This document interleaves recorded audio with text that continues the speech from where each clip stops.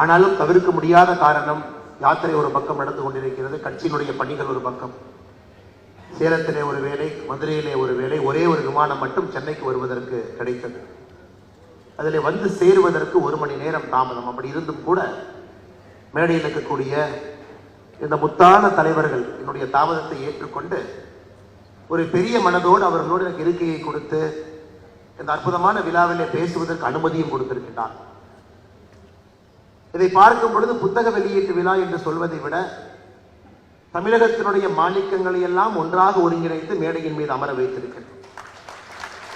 இதிலே சில மனிதர்களை பற்றி சில தனிப்பட்ட விஷயங்களை நான் பேசுவதற்கு இப்போது கடமைப்பட்டிருக்கின்றேன். சில மனிதர்கள் அதை விரும்பாமல் இருக்கலாம், இதை எதற்கு அண்ணாமலை பேசுகின்றார் என்று நினைக்கலாம். இருந்தாலும் கூட இந்த அரசியல் சூழலும் காலகட்டத்திலும் சில விஷயங்களை இந்த மன்றத்தின் முன்னால் வைப்பது என்னுடைய கடமையாக கருதுகிறேன். குறிப்பாக நம்முடைய தமிழறிவி மணியன் ஐயா அவர்கள் 26 புத்தகங்களை எழுதியிருக்கின்றார். ஐயா அவர்களை சில நாட்களுக்கு முன்பு சந்தித்த பொழுது நான் சொன்னேன், இன்னைக்கு கொஞ்சம் அப்டேட் பண்ணிட்டு அந்த நம்பரை சொல்றேனுங்க ஐயா. இந்த பாத யாத்திரையில இதுவரை எனக்கு 1783 புத்தகங்கள் பரிசாக கிடைத்திருக்கிறது. பகவத்கீதை 161, பைபிள் 19, குரான் 9, 118 உங்களுடைய புத்தகம். பகவத்கீதைக்கு அடுத்து பட்டி தொட்டி எல்லாம் எங்கே சென்றாலும் கூட அரசியல் அவர்கள் கிடையவே கிடையாது. சாதாரண மனிதர்கள். மணப்பாறையிலே ஒரு பஜ்ஜி சுடுற அக்கா ஐயாவுடைய புத்தகத்தை பரிசா கொடுத்தாங்க. பஜ்ஜி சுடுற அக்கா ஐயாவை நேரில் பார்க்கும் பொழுது இதை சொல்லி சொன்னேன், ஐயா அரசியலுக்கும் அவர்களுக்கும் சம்பந்தம் இல்லை. அவர்கள் எல்லாம் சாதாரணமாக வேலை செய்யக்கூடிய சகோதர சகோதரிகள், பட்டி தொட்டி எல்லாம் இருக்கிறாங்க. ஆனா உங்களுடைய புத்தகங்கள் திரும்ப திரும்ப இந்த யாத்திரையிலே கொடுக்கிறாங்க. அதனால் அந்த புத்தகத்தின் மூலமாக ஒரு எதிர்பார்ப்பு இந்த யாத்திரையின் மீது வைத்திருக்கிறார்கள். நல்ல ஒரு அரசியல் கிடைக்க வேண்டும் என்று நினைக்கின்றார்கள். அவர்களுடைய புத்தகம் தொடர்ந்து வருதுங்க ஐயா. உங்க புத்தகம் எல்லாம் திரும்ப நாங்க வேற வேற மக்களுக்கு கொடுக்கணும். இன்னைக்கு ஐயாவுடைய புத்தகங்கள் புதிதாக 4 புத்தகங்கள் அதில் இணைந்திருக்கிறது. 26ல் 4 இணைந்திருக்கிறது. அற்புதமான ஒரு கருவூலத்தை இப்ப இருக்கக்கூடிய மனிதர்களுக்கு, சந்ததியினருக்கு, வருங்காலத்தில் வரக்கூடிய மனிதர்களுக்கு இது எல்லாம் கூட ஒரு கோல்டு ஸ்டாண்டர்டாக இன்னும் சில நாட்கள் இருக்க போகுது. அந்த புத்தகத்தினுடைய ஒரு ரெயின்போ மாதிரி பாருங்க, வானவில்லை கூட பாருங்க. ஒரு பக்கத்திலே ஆன்மீகம், ஒரு பக்கத்திலே அறிவியல், இன்னொரு பக்கத்திலே மானுட வாழ்க்கை, இன்னொன்றிலே வாழ்வியல் முறை, இன்னொன்றிலே தத்துவங்கள். நீங்க எந்த சப்ஜெக்டை தொட்டாலும் அனைத்தையும் கூட அந்த சப்ஜெக்ட் இருக்கக்கூடிய ஒரு எக்ஸ்பர்ட் கூட அந்த அளவுக்கு எழுத முடியாது. அந்த அளவுக்கு 26 புத்தகங்களை படைத்திருக்கிறார். புதிய வரவுகளாக இந்த மேடையிலே 4 புத்தகங்கள் வெளியிடப்பட்டிருக்கிறது. தமிழறிவு மணி ஐயாவை பொறுத்தவரை it is very tough to be simple என்று சொல்லுவார். It required a Birla to keep Gandhi poor என்று சொல்வார்.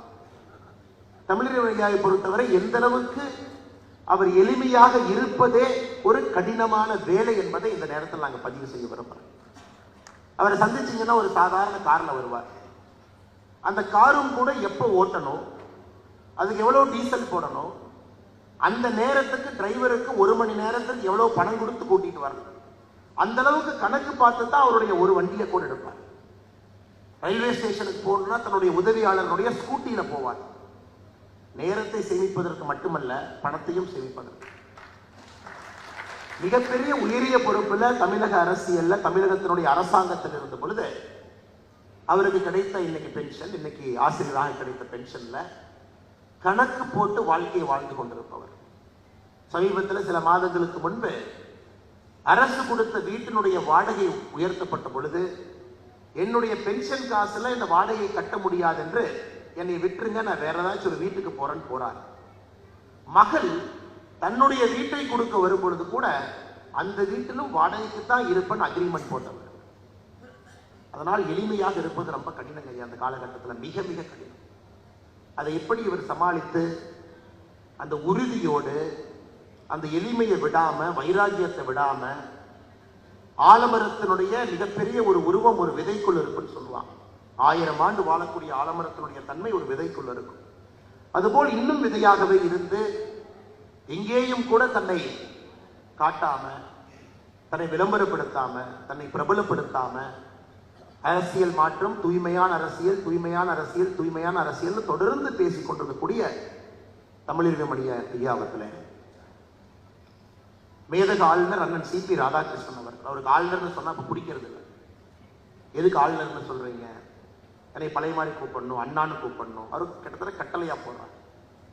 ஆனா ஆச்சரியமான விஷயம் என்னன்னாங்க ஐயா, நம்ம கட்சியினுடைய தலைவராக இருந்த பொழுது கட்சியினுடைய தலைவருக்குன்னு சில கட்சிகள் சில செலவுகள் செய்யும். கட்சியினுடைய காரை பயன்படுத்துவீங்க, அதுக்கு பெட்ரோல் டீசல் கட்சி போடும். கட்சிக்காக ஒரு இடத்துக்கு போறீங்க, அதற்கான செலவுகளை கட்சி பார்த்துக் கொள்ளும். அது எல்லா கட்சியிலும் இருக்கக்கூடிய நடைமுறை. ஆனா சிபிஆர் அண்ணன் நம்முடைய கட்சியினுடைய தலைவராக இருந்த பொழுது ₹1 கூட கட்சி அவருக்கு செலவழிக்க அவர் அனுமதி கொடுக்கல. எல்லாத்தையும் அவரு தான் செலவு பண்ணுவார். அவருடைய சொந்த பல சொத்துக்களை விற்று கட்சியினுடைய தலைவராக இருந்த பொழுது கட்சி நடத்தியவர். இன்னைக்கு விமான நிலையத்திற்கு வரவேற்க போனீங்கன்னா ஆளுநரா புரோட்டோகாலோட இறங்குவார். ஆனா அவரை வரவேற்க வந்திருக்கக்கூடிய கார் திருப்பூர்ல இருந்து வந்திருக்கும். நான் ஒரு முறை கேட்டேன், ஏங்க ஐயா, புரோட்டோகால் கவர்மெண்ட் வெஹிக்கிள் கொடுக்குறாங்க, அது உங்களுடைய உரிமை, கொடுப்பது எங்களுடைய கடமை, ஏன் வாங்க மாட்டேன்? அதெல்லாம் வேண்டாம் தலைவரே, நம்ம எப்படி இருந்தோமோ அப்படி இருந்தாவே கரெக்டா இருக்கும். அப்படிப்பட்ட ஒரு மனிதர் மாணிக்கமாக, அவரை பற்றி எங்கேயுமே பேச மாட்டாரு, யாருக்குமே தெரியாது. மிக மிக ஒரு எளிமையான ஒரு தலைவராக இருக்கக்கூடிய அண்ணன் சிபிஆர் அவர்கள். அதனாலதான் இன்னைக்கு பிரதமர் அவர்கள் கண்டெடுத்து இன்னைக்கு வந்து ஒரு முக்கியமான மாநிலத்தினுடைய ஆளுநர். இன்னைக்கு நீங்க பாத்தீங்கன்னா அந்த பொலிட்டிக்கல் டாஸ்க் எத்தனை பேர் ஜார்க்கண்டுடைய அரசியலை 3 நாளா பேப்பர்ல படிக்கிறீங்கன்னு தெரியல. அந்த காலகட்டத்தில் சிபிஆர் அண்ணன் அவர்கள் ஆளுநராக தமிழகத்திற்கு வந்திருக்கிறாங்கன்னா தமிழறிஞர் ஐயா அவர்கள் மீது வைத்திருக்கக்கூடிய அன்பும் மரியாதை மட்டும்தான் காரணமாக. மிகப்பெரிய பொலிட்டிக்கல் கிரைசிஸ் 3 நாளா பேப்பர்ல தான் தலைப்புச் செய்தி. அப்படி இருந்து வந்திருக்காங்கன்னா நம்முடைய தாய்மொழியின் மீது இருக்கக்கூடிய பற்றும் ஐயா அவர்கள் மீது இருக்கக்கூடிய அந்த நம்பிக்கையும் அந்த மரியாதையும் தான் இருக்காரு. ஜி.கே. வாசன் ஐயாவை பற்றி நம்ம பேசவே வேண்டாம். அதாவது நேர்மை நேர்மை என்று சொல்வதை விட பக்கத்துல தேன் இருந்து கூட அதை தொட்டு பார்க்காம, பணம் இருந்து கூட அதை முட்டி பார்க்காம, ஒரு மனிதன் அமைச்சராக இருந்து வெளியே வந்து நேர்மை என்று சொன்னால் நாம் அதை ஏற்றுக்கொள்ள வேண்டும். அவருடைய தந்தை எப்படியோ அவ்வளவு பெரிய தந்தைக்கு ஒரு மகனாக பிறப்பதே ஒரு பேர்டன். இந்தியாவில் இருக்கக்கூடிய அரசியல் பரம்பரையில பாருங்க, ஒரு மிகப்பெரிய அரசியல் மேதைகளுடைய குழந்தைகள் அந்த அளவுக்கு ஷைன் ஆக மாட்டாங்க. ஏன்னா அப்பா வச்சிருக்கக்கூடிய சீலிங் லிமிட் அப்படி இருக்குது. ஆனா இன்னைக்கு அந்த சீலிங் லிமிட்டை உடைச்சு மூப்பனார் ஐயாவுடைய தவ புதல்வன் ஒரு நேர்மையினுடைய சிகரமாக எளிமையாக இருக்கிறாங்கன்னா இந்திய அரசியல்ல அவர் பயணித்திருக்கக்கூடிய பாதை என்பது மிக மிக கடினமான பாதை. ஜி.கே. வாசன் ஐயா அந்த பாதையில போறாங்க. ஐயா அவர்கள் இந்த மேடைக்கு அதனாலதான் நான் மாணிக்கம் என்கின்ற வார்த்தையை பயன்படுத்தினேன். பொன்னார் ஐயா நீங்க பார்க்கறதுக்கு எப்படி இருக்கிறார், எளிமையானவர். காமராஜர் ஐயாவை பத்தி எப்பவும் பேசுறவர், அந்த மாதிரி வாழ்க்கையை வாழ்றவர். சாதாரணமான நாட்கள்ல பாத்தீங்கன்னா பெரும்பாலும் எங்கேயாச்சும் சித்தரை தேடி கொண்டிருப்பார். அவர் பிடிக்கிற சில நாட்கள் கஷ்டம். எங்கேயாச்சும் சித்தரை தேடி அவருடைய பயணம் இருக்கும். அந்த சித்தர் எங்க தங்கியிருக்காரோ அங்க போய் தங்கியிருப்பார். இது வந்து நம்முடைய இந்திய அரசனுடைய அமைச்சராக இருந்த பொழுதும் சில நாட்கள்ல பொன்னார் ஐயா அவர்களை பிடிப்பது கஷ்டம். சித்தரோடு சித்தராக வாழ வேண்டும் என்று தஞ்சாவூர்ல, பொள்ளாச்சி பக்கத்துல, தென் தமிழகத்துல எங்கேயாச்சும் பாத்தீங்கன்னா அவர் ஒரு 8 மணி நேரம் 10 மணி நேரம் 20 மணி நேரம் பிடிக்க முடியாது. தேடல் ஒரு பெரிய ஆன்மீக வாழ்க்கை. அது இன்னும் நமக்கு வந்து அறிமுகமாக இருக்குது. உண்மையை தேடிக் கொண்டிருக்கக்கூடிய ஒரு உத்தமர் எங்களுடைய கட்சியில எங்களுடைய வழிகாட்டியாக இருக்கக்கூடிய அற்புதமான தலைவர் அண்ணன் பொன் ராதாகிருஷ்ணன் அவர்கள் மேடையில் மீது இருக்கிறார். ஐயா பாரிவேந்தர் ஐயா அவர்கள் சமீபத்தில் ஒரு பெரிய ஒரு வாய்ப்பு கொடுத்தாங்க. அவருடைய பல்கலைக்கழகத்துல தமிழ் பேராய நிகழ்ச்சியில 12 ஆண்டுகளாக தொடர்ந்து அற்புதமான எழுத்தாளர்களை ஒரு மிகப்பெரிய மேடையில சாகித்ய அகாடமி அவார்டு அளவுக்கு ஈக்குவலா SRM பல்கலைக்கழகத்தினுடைய தமிழ் பேராய விருதுகள் என்பது இன்று பேசப்படக்கூடிய விருது. அதை தொடர்ந்து சத்தமே இல்லாமல் செயல்படுத்திக் கொண்டிருக்கின்றார்கள். பாரத பிரதமர் நரேந்திர மோடி அவர்கள் மீது ஒரு அலாதி பிரியம். நான் பல இடத்துல சொல்லியிருக்கேன், பிரதமர் அவர்கள் சில நேரத்தில் தமிழகம் வரும் பொழுது அவர் சில மனிதர்களை பற்றி விசாரிப்பாங்க. விசாரிக்கக்கூடிய மனிதர்கள்ல முதல் 2 மனிதர்களாக இன்னைக்கு ஐயா பாரிவேந்தர், ஹவுஸ் பாரிவேந்தர் என்று சேர்ப்பாங்க. அந்த அளவுக்கு பிரதமருக்கு நெருக்கம். பல துறைகள்ல சாதனை. சாதாரண ஒரு மனிதராக சென்னையில் ஒரு டுட்டோரியல் காலேஜ் ஆரம்பித்து 1960 காலகட்டத்தில் எனக்கு எஸ்ஆர்எம் என்று சொன்னால் உலகம் முழுவதுமே அவங்களுடைய அலுமினி இருக்காங்க, இல்லாத ஊர்களே கிடையாது, எல்லா நாட்டிலையும் இருக்கிறாங்க. அந்த அளவுக்கு கல்வித்துறையிலே ஒரு பெரிய சாதனையை செய்து அரசியல் துறையில அந்த கட்சி ஆரம்பிச்ச அந்த ஃபவுண்டிங் பிலாசபி நீங்க பார்க்கணும். அவருடைய கட்சியினுடைய கோட்பாடு எதற்காக அந்த கட்சி நடத்துறாங்க அப்படின்னு. இன்னைக்கு நாம பேசக்கூடிய ஊழல்ல இருந்து, ஓட்டுக்கு பணத்திலிருந்து, குடும்ப அரசியலிருந்து அவர் சொல்லியிருக்கக்கூடிய முக்கியமான விஷயங்கள் இதெல்லாம் தான் காரணமா இருக்கும். அதுல சொல்லியிருப்பார் இந்த கட்சியை நாங்கள் ஆரம்பிக்கின்றோம். அப்படிப்பட்ட மனிதர் ஐயா பாரிவேந்தர் அவர்கள் மேடையில் இருக்கிறார். அவர் விதத்தில் ஐயா கே.எஸ். ராதாகிருஷ்ணன் அவருடைய ரசிகர், எல்லா விஷயத்திலையும் பேசக்கூடியவர், ஆணித்தரமாக பேசக்கூடியவர், ஒரு வழக்கறிஞர். அவர் தொடாத சப்ஜெக்டே இல்லை. இன்னைக்கு தமிழகத்தில் நடக்கக்கூடிய சில அரசியல் அவலங்களை தொடர்ச்சியா கேள்வி கேட்டுட்டு இருக்கார். அதே கட்சியில் அவர் பயணித்திருந்தாலும் கூட கலைஞர் அவர்களுடைய செல்லப்பிள்ளையாக இருந்து இன்னைக்கு வெளியிருந்து ரொம்ப தர்ம சங்கடமான முக்கியமான உண்மையான கேள்விகளை தொடர்ந்து எழுப்புறார். ஐயா உங்களை சந்திக்கணும் எங்க இருக்கிறீங்க கேட்டீங்கன்னா கிராமத்தில் இருக்கிறார், நகரத்தில் இல்லைங்க. கிராமத்தில் போய் செட்டில் ஆகி கிராமத்தினுடைய வாழ்க்கையை வாழ்ந்து கொண்டிருக்கக்கூடிய ஐயா கே.எஸ். ராதாகிருஷ்ணன் அவர்களை இந்த நேரத்தில் வாழ்த்தி வணங்கி, இந்த புத்தகத்தை வெளியிடக்கூடிய அத்தனை பேரும் முழு தகுதி, அது எப்படி செலக்ட் பண்ணியிருக்காங்க பாருங்க. இந்தியன் பாலிடிக்ஸ் அண்ட் சொசைட்டி, அது ஐயாவுடைய புத்தகத்தினுடைய ஆங்கில மொழிபெயர்ப்பு. அதை வெளியிடக்கூடியவங்க ஐயா சி.பி. ராதாகிருஷ்ணன் அவர்கள். அரசியல்ல எப்படி பிளாட்டோ அவர்கள் அந்த புத்தகத்தினுடைய ஆரம்பத்தில் பிளாட்டோவை கோட் பண்ணியிருப்பாங்க. ஒரு பிலாசபர் கிங் என்கின்ற வார்த்தையை பிளாட்டோ பயன்படுத்தி இருப்பார். எல்லாத்தையும் தொடர்ந்து எந்த குடும்பமும் இல்லாம உண்மையை மட்டும் கண்டறியக்கூடிய நிலையில் இருக்கக்கூடிய ஒரு பிலாசபர் கிங் தான் ஃபிட் டு ரூல் அப்படிங்கிற பிளாட்டோ ஆர்குமெண்ட் வச்சிருப்பாங்க. அதுதான் ஐயாவுடைய புத்தகத்தை ஆரம்பித்திருப்பாரு. அதற்கு சரியான ஒரு மனிதரை தேர்வு செய்து அண்ணன் சி.பி. ராதாகிருஷ்ணன் அவர்கள் அந்த புத்தகத்தை வெளியிட்டிருக்காங்க. வாழ்ந்தெடுத்து சொல்லுகின்றேன் என்கின்ற புத்தகம் உங்களுக்கு தெரியும். வாழ்வியலை தேடிட்டு இருக்கக்கூடிய புத்தகத்தை எப்படி கரெக்டா ஐயா பொன் ராதாகிருஷ்ணன் அவர்கள் வெளியிட வேண்டும், எந்த அளவுக்கு யோசிச்சிருக்கிறாங்க பாருங்க. காமராஜர் ஐயா பேசவே வேண்டாம், வெளியிடக்கூடிய முழு தகுதி அண்ணன் ஜி.கே. வாசன் அவர்களுக்கு. அவர் ஐயா ஜி.கே. வாசன் அவர்கள் வெளியிடுறாங்க. வாழ்வே ஒரு இனிய வரம், ஆன்மீகத்துக்குள்ள அறிவியல் சார்ந்து அற்புதமா அப்படியே எடுத்துட்டு போயிருக்காங்க இந்த புத்தகத்தை. ஏன்னா இந்த புத்தகத்தை முதல்ல எங்களுக்கு கொடுத்துட்டாங்க படிக்க சொல்லி. அதை அற்புதமான பாரிவேந்தர் அவர்கள் கையில வெளியிட்டிருக்கிறார். கடைசியாக என் ஜன்னலுக்கு வெளியே அம்மையார் வாசுகி அவர்கள், கவிஞர் வாசுகி அவர்கள் வெளியிட்டிருக்கிறார். நான் இந்த புத்தகத்தை படிக்கும் பொழுது எனக்கு 2 கேள்வி வந்துச்சு.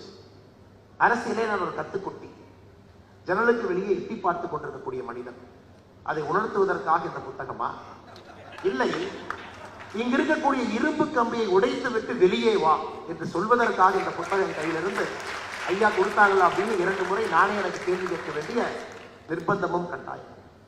இந்த புத்தகத்தை வாங்கக்கூடியவர்களும் அப்படிப்பட்ட மனிதர்கள்.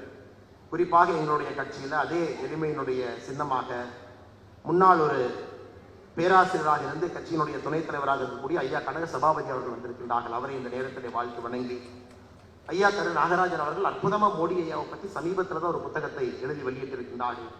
ஐயா அவர்கள் எஸ்ஆர்எம் தமிழ் பேராயத்துடைய தலைவராக இருந்து பாரிவேந்தர் ஐயாவுடைய தமிழ் கனவுகளை எல்லாம் நனவாக்கி கொண்டிருக்கக்கூடிய ஐயா கரு நாகராசன் அவர்கள் வந்திருக்கின்றார்கள். அவருக்கு என்னுடைய வாழ்த்துக்களை வணக்கங்களை தெரிவித்து, காமராஜர் மக்கள் கட்சியினுடைய ஆட்சி மன்ற குழு தலைவர் ஐயா ரா கண்ணன் அவர்கள் வந்திருக்கின்றார்கள். அவருக்கும் என்னுடைய வாழ்த்துக்களை வணக்கங்களை தெரிவித்து, மேடையில் இருக்கக்கூடிய எல்லா தலைவர்களுக்கும் என்னுடைய வணக்கத்தை தெரிவித்து, மேடையில் இருக்கக்கூடிய எல்லா இந்த வைரங்களை பார்க்கும் பொழுது இது தமிழ் கூட்டு மணியா இல்ல தமிழ் கூட்டணியா அப்படிங்கிற சந்தேகம் எனக்கு. எல்லாருக்கும் கூட்டி ஐயா தமிழறிவு மணியன் அவர்கள் மேல உட்கார வச்சிருக்கிறார். ஐயா அவர்கள் எந்த பிளான் இல்லாம எதுவும் பண்ண மாட்டாங்க. ரொம்ப தொலைநோக்கு பார்வை, நமக்கு பார்த்தா தெரியாது. அது 1 மாதம் 2 மாதம் கழிச்சுதான் ஐயா ஏன் அதை பேசினாங்க, ஐயா ஏன் இதை செஞ்சாங்க, ஐயா இந்த வார்த்தையை பயன்படுத்துறாங்க அப்படின்னு தெரியும். ஆனால் இதை பார்க்கும் பொழுது இது தமிழ் கூட்டு மணியா இல்லை தமிழ் கூட்டணியா அப்படிங்கிறது வருங்காலத்தில் தான் நம்ம பார்க்கணும். அந்த அளவுக்கு அற்புதமான மனிதர்களை கொண்டு வந்து உட்கார வச்சிருக்கிறாங்க. முன்னிறுத்தியில் முக்கியமானவர்கள் இருக்கிறீங்க. அதில் இன்னைக்கு தமிழ்நாட்டில் கருத்தியல் உருவாக்கத்தில் முக்கிய பங்கு வகிக்கக்கூடிய ஐயா துக்ளக் ரமேஷ் அவங்க இருக்கிறாங்க. இந்து மக்கள் கட்சியினுடைய தலைவர் அண்ணன் அர்ஜுன் சம்பத் அவங்க இருக்கிறாங்க. எல்லா முக்கியமானவர்களும் முன்னிறுத்திய என்னுடைய கட்சியை சார்ந்த தலைவர்கள், தமிழ் மாநில காங்கிரஸ் இருக்கக்கூடிய மூத்த தலைவர்கள் எல்லாருமே இருக்கிறீங்க. இந்த புத்தகத்தில் திரும்ப திரும்ப சொல்வது நல்ல ஒரு அரசியல் தமிழகத்திற்கு வேண்டும். இன்னைக்கு அது முக்கியமான ஒரு காலகட்டத்தில் இருக்கின்றோம். அதுவும் குறிப்பாக காமராஜர் ஐயாவுடைய புத்தகத்தை முழுமையாக படிப்பதற்கு எனக்கு ஒரு வாய்ப்பு. நம்முடைய நான் வெளியிட்ட புத்தகம், நம்முடைய அம்மையார் அவர்களுடைய என் ஜன்னலுக்கு வெளியே 2 புத்தகத்தையும் முழுமையாக படிப்பதற்கு ஒரு வாய்ப்பு. இந்த 2 புத்தகத்தை பற்றி மட்டும் ஒரு 5-6 நிமிடம் பேச வேண்டும் என்று நினைக்கின்றேன். குறிப்பாக காமராஜர் ஐயாவுடைய புத்தகத்தை படிக்கும் பொழுது எல்லா இளைய தலைமுறையினருக்கு எந்த அளவுக்கு காமராஜர் ஐயாவுடைய தாக்கம் 1964க்கு பிறகு இன்னைக்கு திரும்பி பார்த்தீங்கன்னா ஒரு இம்ப்ரிண்டா இருக்கு அப்படிங்கிறது அந்த புத்தகத்தில் தெரியும். ரொம்ப சிம்பிளா ஒரு சாப்டருங்கிறது 2 பக்கம். காமராஜர் ஐயாவுடைய ஒரே ஒரு முகத்தை எடுத்து 2 பக்கங்களாக ஒரு சாப்டர் எழுதியிருக்கிறாங்க ஐயா தமிழர் மணியன் அவர்கள். காமராஜர் ஐயாவுடைய பக்தனாக இருந்தால் மட்டும்தான் வார்த்தைகள் அப்படி வந்திருக்கு. அதிலே நிறைய பரிமாணங்களை நம்ம காட்டியிருக்கோம். அதுல முக்கியமான ஒரு 3-4 பரிமாணங்களை உங்கள் முன்னால் வைக்க வேண்டும் என்பது என்னுடைய ஆசை. இன்னைக்கு எல்லாருமே சமூக நீதியை பத்தி பேசலாம். சமூக நீதி சமூக நீதி சமூக நீதி என்பதுதான் வாயிலேயே பேசக்கூடிய தமிழகத்துல வார்த்தையா இருக்கு. ஆனா காமராஜர் ஐயா ஆட்சி பொறுப்பேற்ற பொழுது இந்து அறநிலைத்துறை அமைச்சராக பரமேஸ்வரன் ஐயாவை கொண்டு வந்து உட்கார வைக்கிறார். பட்டியல் சகோதரர் அவரு மூத்த தலைவரை இந்து அறநிலைத்துறை அமைச்சராக சத்தமே இல்லாம ஒரு மௌன புரட்சி என்கின்ற வார்த்தையை தமிழர் அவர்கள் பயன்படுத்தி, மௌன புரட்சி, ஒரு பட்டியல் இனத்திலிருந்து வந்திருக்கக்கூடிய சகோதரர் மூத்த தலைவர் பரமேஸ்வரன் ஐயா வந்து அறநிலைத்துறை அமைச்சர் சத்தமே இல்லாம வேலை செய்கிறார். மற்றவர்களை போல் கூச்சல் குழப்பம் போட்டு வேலை நடக்கல. அதை தாண்டி பொன்னார் ஐயாவுடைய ஊர்ல லூர்தம்மாள் பிரான்சிஸ் கிறிஸ்தவர் தாய், அவங்களை கொண்டு வந்து முனிசிபல் அட்மினிஸ்ட்ரேஷன் ஃபிஷரிஸ் கொண்டு வரலாம். முதல் தலைமுறை அரசியல்வாதி அங்கிருந்து கொண்டு வந்து ஒரு பெண்ணை கிறிஸ்தவரை அந்த காலகட்டத்தில் கொண்டு வரலாம்.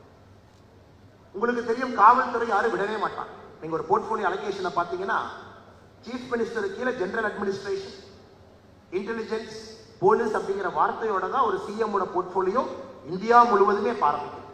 அதுவும் குறிப்பாக தமிழகத்தில் அதை யாரும் கடந்த 45 ஆண்டுகளாக விட்டு கொடுக்கவே இல்லை. அதில் கக்கன் ஐயாவை கொண்டு வந்து காவல்துறை அமைச்சராக காமராஜர் ஐயா கொண்டு வர ஒன்றொன்று பார்த்தீங்கன்னா ஒரு அரசியல் இலக்கணம். அதையெல்லாம் தாண்டி 1954 ராஜாஜி ஐயா அவருடைய ஆட்சி காலம் முடிந்து காமராஜர் ஐயாவை எதிர்த்து யாரு போட்டியிட்டாங்களோ, காங்கிரசினுடைய லெஜிஸ்லேட்டிவ் பார்ட்டி லீடரா வர்றதுக்காக யார் போட்டியிட்டாங்களோ, காமராஜர் அவர்களை எதிர்த்து யார் ஓட்டு வாங்கினாங்களோ, காமராஜர் ஐயாவுக்கு எதிராக அந்த வேட்பாளரை யாரு முன்மொழிந்தாங்களோ, அவங்க 2 பேர்த்தையும் காமராஜர் ஐயா தன்னுடைய கேபினெட்டுக்குள்ள கொண்டு வர்றாங்க. பாருங்க எவ்வளவு பெரிய மனசு. இன்னைக்கு இருக்கக்கூடிய அரசியல்வாதிகள், இன்னைக்கு தமிழகத்தில் 35 அமைச்சர்கள் இருக்கிறாங்க, 2 பேர் பட்டியலின சகோதர சகோதரிகள் அதுல இருக்கிறாங்க. அவங்களுடைய ஆர்டர் ஆஃப் பிரசிடென்ஸ் பார்த்தீங்கன்னா 33, 34 இருக்கிறாங்க. ஆர்டர் ஆஃப் பிரசிடென்ஸ் சமூக நீதி என்று சொல்லக்கூடிய திமுக அரசுல பட்டியலினத்திலிருந்து வந்திருக்கக்கூடிய சகோதர சகோதரிகள் அமைச்சர்களாக ஆர்டர் ஆஃப் பிரசிடென்ஸ் கட்ட கடைசியாக நேம் ஸ்டேட்டுக்கு ஒரு போர்ட்போலியோ கொடுத்துட்டு சமூக நீதி சமூக நீதி சமூக நீதி என்று பேசக்கூடிய காலகட்டத்தில் சத்தமே இல்லாமல் அந்த சமுதாயத்தை உயர்த்துவதற்காக அரசியல் சாசனமே அவங்க கையில கொடுத்து காமராஜர் ஐயாவுடைய ஆட்சி. இந்த புத்தகத்தில் இன்னும் சில விஷயங்கள் டீப்பா போயிருக்கிறாங்க. மின்சாரம், விவசாயம், நீர் மேலாண்மை, குறிப்பாக உள்கட்டமைப்பு காமராஜர் ஐயா காலத்தில் எந்த அளவுக்கு வேலை செய்திருக்கிறார். இது என்னை பொறுத்தவரை அரசியல் இருக்கக்கூடிய ஒரு மனிதனும் படிக்க வேண்டிய பைபிள். காமராஜர் ஐயாவுடைய பொற்கால ஆட்சி என்பது அரசியல் இருப்பவர்கள், அரசியலுக்கு வர வேண்டும் என்று நினைப்பவர்கள், அரசியலே நல்ல ஒரு மாற்றத்தை கொடுக்க வேண்டும் என்று நினைப்பவர்கள் நீங்க படிக்கக்கூடிய பைபிளாக அந்த புத்தகத்தை, குரானாக, பகவத்கீதையாக அந்த புத்தகத்தை தமிழர்மணி ஐயா அவர்கள் உருவாக்கி இருக்கிறார். வாசி அம்மாவை பொறுத்தவரை என் ஜன்னலுக்கு வெளியே நம்முடைய அம்மாவோ நம்முடைய அக்காவோ நம்முடைய சகோதரியோ நமக்கு ஒரு அறிவுரை சொன்னா எப்படி இருக்கும் அப்படிங்கிற அந்த புத்தகம். இது பிரீச்சியா கிடையாது, யாரும் பிரீச் பண்ண அறிவுரையாக ஜென்டிலா தட்டி முதல் சாப்டர் அவங்க ஆரம்பிக்கிறதே ஒரு பெண்ணியத்தினுடைய முக்கியத்துவத்தை வச்சு ஆரம்பிக்கிறாங்க. நம்ம அனைவருமே ஒரு பெண்ணுகிட்ட இருந்தா பிறந்திருக்கின்றோம், தாய்மார்கிட்ட பிறந்திருக்கோம். அங்கே ஆரம்பித்து நாம் கடக்கக்கூடிய வாழ்க்கை அப்படியே அழகா ஒரு சாப்டரா சொல்லிக்கிட்டே வந்து கடைசி சாப்டர்ல நம்முடைய இறப்புக்கு போறாங்க. ஸோ எல்லோரும் படிக்க வேண்டிய புத்தகம். காரணம், இன்னைக்கு சில குழந்தைகள் தடுமாறி போறாங்க, ஒரு பாதையிலிருந்து அப்படியே ஸ்ட்ரே ஆகி சைட்ல போறாங்க. அந்த குழந்தைகளுக்கு ஜென்டிலா சில இடத்துல தட்ட வேண்டியது இருக்கு, ஸ்டர்னா பேச வேண்டியது இருக்கு, அன்பா சில வார்த்தைகள் சொல்ல வேண்டியது இருக்கு. இந்த கலவையா ஒரு குழந்தையை வளர்த்தக்கூடிய ஒரு முக்கியமான வேலை இருக்கக்கூடிய நம்ம எல்லோருக்கும் இருக்கு. இதை ஒரு தந்தையும் ஒரு தாயும் தந்தையாக தாயாக ஆக போகிறவர்கள் படிக்க வேண்டிய புத்தகம் என் ஜன்னலுக்கு வெளியே புத்தகம். அவ்வளோ அற்புதமாக ஒரு பிலாசபிக்கலா லைஃபை வந்து பிறப்பிலிருந்து இறப்பு வரை அற்புதமா சொல்லியிருக்காங்க. சிம்பிளா சொல்லணும்னாங்க, தமிழறிஞர் ஐயா அவர்கள் 26 புத்தகத்தோடு 4 புத்தகங்கள் இன்னைக்கு வந்து அதில் சேர்த்திருக்கிறாங்க. 30 என்று வந்திருக்கு. வாசுகி அம்மா அவர்கள் அற்புதமான ஒரு புத்தகத்தை கொடுத்திருக்கிறாங்க. வருகின்ற காலத்துல இந்த புத்தகத்தை எல்லாம் படிக்க வேண்டிய கடமை நமக்கு இருக்கு. ஏன்னா இதை படித்து அவர்களை நாம் பெருமைப்படுத்த வேண்டும் என்கின்ற அவசியம் நமக்கு இல்லை.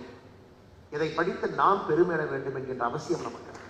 அதனால் நாம் அனைவரும் கூட வருகின்ற காலத்துல நல்ல ஒரு அரசியலுக்காக, நல்ல ஒரு மனிதர்களாக மாறுவதற்கு, புத்தகங்களை வாசித்து பழகுவதற்கு, இன்னொருத்தவங்களுக்கு புத்தகத்தை கிஃப்டா கொடுக்கறதுக்கு, இன்னொருத்தருக்கு படிப்பின் மூலமாக, ஒரு புத்தகத்தின் மூலமாக ஒரு புதிய உலகத்தை பார்க்க முடியும் என்கின்ற ஒரு விஷயத்தை சொல்வதற்கு நாம செய்ய வேண்டும் என்றால் தமிழறிவி மணியன் ஐயா அவர்களுடைய புத்தகத்தை நாம் அன்பளிப்பாக கொடுக்க ஆரம்பிக்கணும். அது சமுதாயத்தை திருத்துவதற்கு சிம்பிளான வழி. நாம் போய் லெக்சர் கொடுக்க வேண்டாம், பேச வேண்டாம். ஒரு புத்தகத்தை படிப்பான்னு ஒருத்தர் கொடுத்தா போதும், சமுதாயம் தானா. ஏன்னா ஐயா பேசும்போது பல பிரச்சனைகளை முன்னாடி வச்சாங்க. இன்னைக்கு நம்முடைய சமுதாயத்தில் இருக்கக்கூடிய பிரச்சனைகளை அவருடைய பாணியில மிக தெளிவாக 5-6 இஷ்யூஸ் எடுத்து வச்சாங்க. அதற்கு ஒரே தீர்வு, எல்லா மனிதர்களும் இது போல ரூம் போட்டு நம்ம பேச முடியாது. உங்களுக்கும் நேரம் இல்லை, பேசுவவர்களுக்கும் நேரம் இல்லை. அதற்கு இவருடைய புத்தகத்தை நாம கொடுக்க ஆரம்பிச்சு அதை ஒரு மஸ்ட் ரீடிங்கா கொண்டு வந்தா, குறிப்பா இளைய தலைமுறையில் நாம் எதிர்பார்க்கக்கூடிய அரசியல் மாற்றம் என்பது மிக மிக மிக வேகமாக நடக்கும் என்பதில் எந்த ஒரு மாற்றம் கருத்தும் இல்லை. கடைசியாக பாருங்க, இன்னைக்கு ஒரு புத்தக வெளியீட்டு விழால அரங்கம் ஹவுஸ்ஃபுல்லா இருக்கு. அப்படின்னா நீங்க எப்படிப்பட்ட மனிதர்களா இருக்கும்? இந்த அரங்கத்தில் இருக்கக்கூடிய நீங்கள் ஒருவருமே இங்கு காமராஜர் ஐயாக்கா வந்திருக்கலாம், தமிழறிஞர் மணியன் ஐயாக்கா வந்திருக்கலாம், நல்ல ஒரு அரசியல் மாற்றத்தை தேடி நீங்க வந்திருக்கலாம். எப்படி நீங்கள் வந்திருந்தாலும் கூட உங்களுடைய நேரத்தை கொடுத்து இது போன்ற ஒரு விழாவில் இருக்க வேண்டும் என்று நீங்கள் வந்திருக்கிறீங்கன்னா அது நம்பிக்கை அளிக்கிறது. மேடையில் இருக்கக்கூடிய எல்லோருக்கும் அது நம்பிக்கை. நிறைய தப்பான விஷயங்களை பார்க்கிறோம், தப்பான விஷயங்களை கேட்கிறோம். இன்னைக்கு இங்க வந்து உங்களை எல்லாம் சந்திக்கும் பொழுது ஒரு நம்பிக்கை, நமக்கு அந்த ரீசார்ஜ் தேவைப்படுது. ஒரு மனுஷன் என்னதான் சண்டை போட்டாலும் ஒரு மொபைல் போன் கார்டுக்கே மாசம் ரீசார்ஜ் தேவைப்படுது. 30 நாளைக்கு ஒருக்க ஒரு ரீசார்ஜ் பண்ணாதான் அந்த கார்டு வேலை செய்யும். இங்க இருக்கக்கூடிய மனிதர்களுக்கும் அந்த ரீசார்ஜ் தேவைப்படுது. அது உங்களை போன்ற நல்ல ஆன்றோர்களையும் சான்றோர்களையும் பார்க்கும் பொழுது, ஓ, நாம் சரியான பாதையில தான் போறோம். இந்த பாதை கடினமாக இருந்தாலும் கூட உங்களை பார்க்கும் பொழுது அந்த ரீசார்ஜ் ஃபெசிலிட்டி எங்களுக்கு கிடைக்கும். மேடையிலே முன்னிருக்கையில அம்மையார் தமிழறிஞர் மணியன் அவர்கள் இருக்கிறார். அவங்களை பத்தி 2 வார்த்தை சொல்லாம என்னுடைய பேச்சை முடித்து விட்டு அங்கே சென்றால் நிச்சயமா தவறு. தமிழறிஞர் மணியன் ஐயா இப்படி இருக்கிறாங்கன்னா அவங்க கூட இருக்கக்கூடிய அந்த தாய்க்கு எவ்வளவு சகிப்புத்தன்மை இருக்கும் யோசிச்சு பாருங்க. வழிபோக்கரின் வாழ்க்கை பயணம் புத்தகத்தை படிக்கும் பொழுது என் கண்ணில் இருந்து தண்ணி கொட்டிக்கிட்டே இருந்துச்சு. 5-6 முறை அந்த புத்தகத்தை படிச்சேன், 5-6 முறை படிச்சேன். அடிக்கடி நான் கஷ்டத்தில் இருக்கும் பொழுது ஐயாவுடைய புத்தகம், ஒரு புத்தகத்தை நான் வாசிக்கிறேன்னா மனிதனுடைய வாழ்க்கை பயணம், வழிபோக்கரின் வாழ்க்கை பயணம். அதுல அம்மாவுக்கு உடம்பு சரியில்லாம மருத்துவமனையில் இருக்கும் பொழுது எல்லோரும் வர்றாங்க. தமிழ்நாட்டினுடைய டாப் விஐபி நம்பர்ல இருந்து நம்பர் 100 வரைக்கும் சினிமா பிரபலங்கள், சூப்பர் ஸ்டார்ல இருந்து சினிமால எல்லாரும், ஐயாவுடைய நண்பர்கள் எல்லாம் வர்றாங்க. அம்மையாருக்கு உடல் சரியில்லை, உடல்நிலை சரியில்லை, மருத்துவம் பார்க்கணும், சர்ஜரி பண்ணணும், பணம் இருக்கு, நாங்க கொடுக்குறோம், நீங்க செய்யுங்க, வாங்கிக்கோ. தமிழறிஞர் மணியன் ஐயா ஒரே வார்த்தையில சொல்றாங்க, எனக்கு இது வேண்டாம். ஆண்டவனுடைய விதி என்னுடைய மனைவியினுடைய தலையில என்ன எழுதப்பட்டிருக்கிறதோ அதை முழுமையாக நாங்கள் இருவரும் ஏற்றுக்கொண்டு வாழ்கின்றோம். ஒரு மனிதன் 1 ரூபா வாங்கினா கூட அந்த ரிலேஷன்ஷிப் எனக்கும் அந்த மனிதருக்கும் வேறு மாதிரி ஆகிவிடும் என்ற அந்த புத்தகத்தில் எழுதுகிறார். அப்ப நம்முடைய அம்மையார் அவர்களுக்கு எவ்வளவு மனத்திறன் இருக்க வேண்டும், எப்படிப்பட்ட மனிதராக அவர் இருக்க வேண்டும். தமிழறிஞர் மணியன் ஐயா அவர்கள் இந்த பாதையில போறாங்கன்னா பின்னாடி இருந்து அவருக்கு எந்த தொந்தரவும் கொடுக்காம அவங்க எங்கெல்லாம் போறாங்களோ பின்னாடியே வந்துட்டு இருக்கு. இங்க போங்க அங்க போங்கன்னு சொல்லாம ஐயா போற பாதையிலே பயணிக்கக்கூடிய அற்புதமான ஒரு தாயாக இங்க இருக்கக்கூடிய அம்மையார் தமிழறிஞர் மணியன் ஐயா அவர்களுக்கும் இந்த நேரத்தில் என்னுடைய வாழ்த்துக்களை தெரிவித்து, வந்திருக்கக்கூடிய அனைவருக்கும் என் நன்றிகளை தெரிவித்து, தாமதமாக வந்ததற்காக மறுபடியும் என்னுடைய மன்னிப்பை கேட்டுக்கொண்டு இந்த விழா ஏற்பாட்டில் நன்றிகளை தெரிவித்து உரையை முடித்துக் கொள்கின்றேன். நன்றி, வணக்கம். பாரத் மாதா கி ஜெய்.